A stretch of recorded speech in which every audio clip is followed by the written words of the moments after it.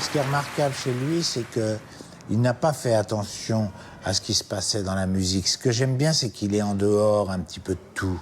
Il a fait sa trajectoire tout seul, en dehors des modes, en dehors des courants, en dehors des influences. Je veux dire, bien sûr qu'il était influencé par les gens des années 50, 60, Jacques Brel et compagnie, bien sûr. Mais il s'est tenu, il est resté sur sa ligne, c'est ça qui lui plaisait, il a fait ça.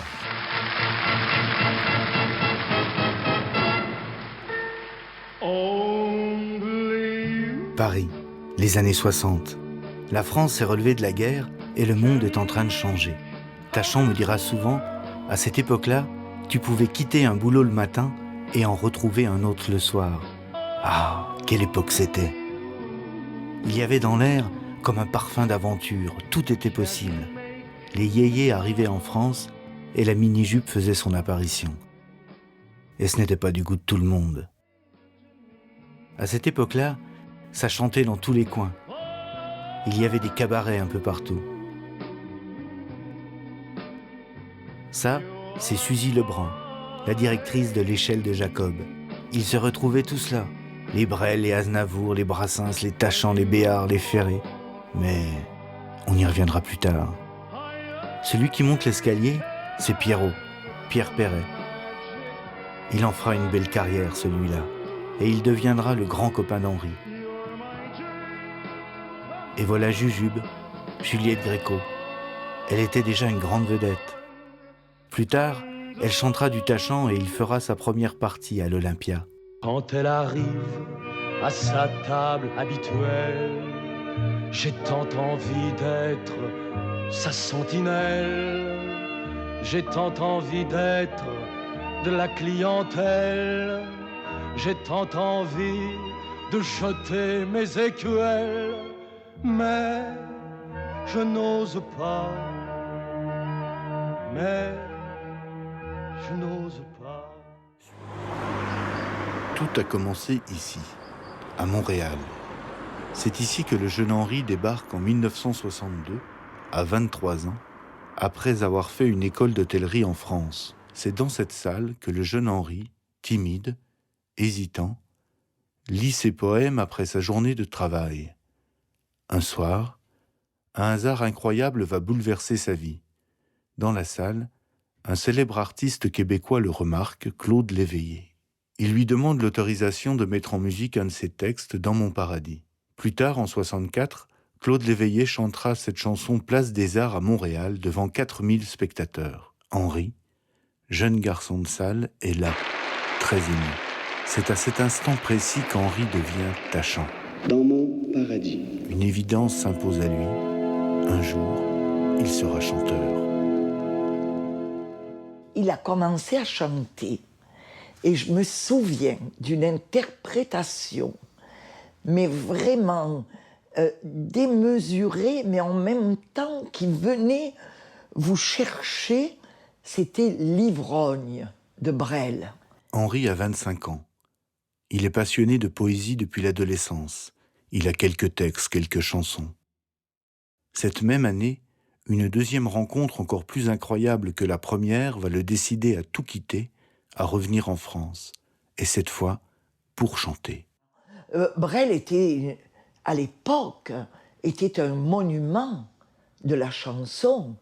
Donc, approcher ce genre de personnes, c'était quelque chose de... C'était des gens inaccessibles. Tachant avait un trac. Henri, tu avais un trac, si tu te souviens. Terrible de le rencontrer. Et puis, ça s'est passé, mais vraiment formidablement. Il disait des poèmes et il chantait. Oui. Et quoi? Et il chantait du Brel. Fallait être effronté. Hein? Mais ça a plu à Brel. D'ailleurs, Brel, dès qu'il a eu lu ce qu'il faisait, vu ce qu'il faisait, il lui a dit, il faut que tu rentres en France et que tu ailles te battre. Henri Tachant, c'est un nom inconnu qui brusquement est sur toutes les lèvres. Son premier disque, un 33 tours, reçoit à l'Hôtel de Ville de Paris le Grand Prix de l'Académie du disque français. Ses armes, lyrisme, violence, humour, insolence, font mouche à tout coup. Il écrit, il chante à la limite de l'excès, et c'est ce qui fait le grand intérêt de cet éclatant nouveau venu. C'est un événement dans la chanson. Il faisait partie de ma filiation naturelle, des auteurs que j'aimais, les Barbara, les Brassens, les Brel, les chanteurs à beaux textes. Il n'était pas dans ce qu'on appelle aujourd'hui le mainstream, c'est-à-dire le courant dominant, quoi. Je ne pense pas que ça soit parce qu'il y avait des ordres qui étaient donnés pour empêcher ce trublion de s'exprimer. Non, c'est simplement parce qu'il n'y avait pas de gens assez curieux pour aller chercher d'autres pépites que ce qu'on connaissait par cœur. Et ça, c'était bien avant l'arrivée de l'audimat. Alors après, quand c'est arrivé, n'en parlons même plus. C'était l'autocensure à la radio. C'était le producteur timoré ou conventionnel ouvrait le parapluie avant qu'on lui demande. Hein. Mais ce qu'on aimait, c'était que ça bouge. On aimait donner un coup de pied dans la fourmilière. Et les tachants de l'époque nous donnaient des coups de pied dans la fourmilière. C'est ça que j'aimais bien, c'est qu'il est un garçon qui regarde les défauts de la société et que ça révolte. Il est passionné. Ça bougeait, ça intriguait, ça scandalisait éventuellement, alors que c'était simplement de la qualité, quoi. À partir du moment où il condamne les machos, le patriotisme, je vous parle de choses auxquelles on a affaire tous les jours, il y a des tas de gens pour qui ça passe pas, voilà. Il est un peu fâché. Il est un peu fâché tout le temps, après le monde, après tout. Mais c'est ça qu'on aime bien. C'est comme Léo Ferré. Léo Ferré, son métier, c'était fâché. Il était fâché. Henri, c'est pareil. Tachant non plus, je pense qu'il participait pas aux manifs, par exemple. Il allait pas défiler derrière une pancarte. Ses chansons suffisaient, quoi. Voilà. Certaines chansons sont plus fortes qu'une manif. Oui. Il y a des franges de vocabulaire où il va trop loin et des idées qu'on lui pardonne pas. On a pardonné à Brassens, on a pardonné à Brel. On a pardonné à Ferrat. C'est très étrange. Ça commence bien et ça se termine pas. On ne devient pas ce que moi je croyais qu'il deviendrait, il ne l'est pas devenu, étrangement. Alors qu'il a une présence, alors qu'il a une force en lui, alors qu'il a tout ce qu'il faut pour. Alors, pourquoi ?